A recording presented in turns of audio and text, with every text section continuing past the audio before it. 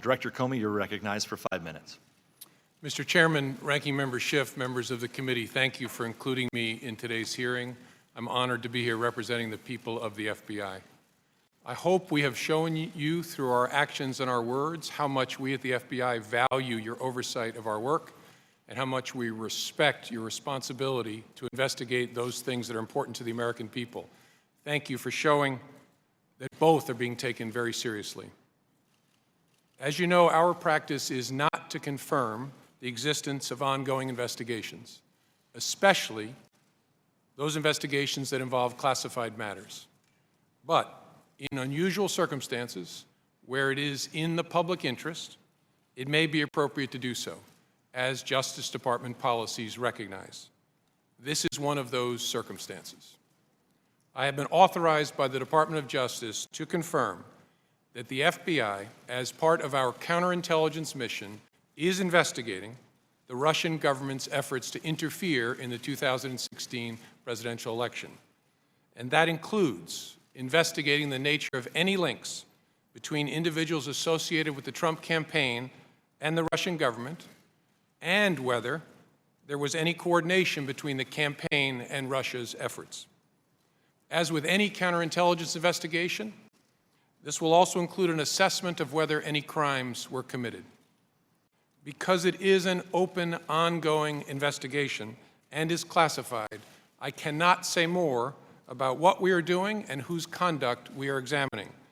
At the request of congressional leaders, we have taken the extraordinary step, in coordination with the Department of Justice, of briefing this Congress's leaders, including the leaders of this committee, in a classified setting in detail about the investigation. But I can't go into those details here.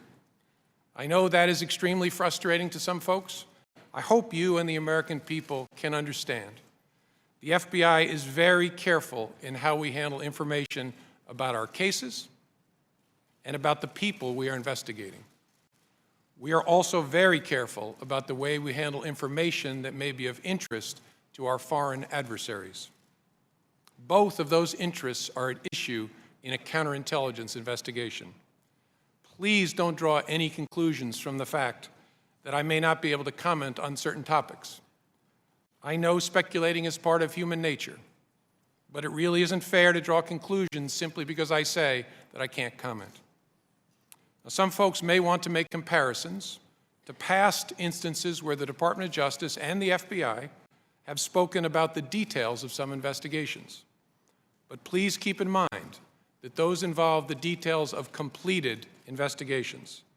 Our ability to share details with the Congress and the American people is limited when those investigations are still open, which I hope makes sense.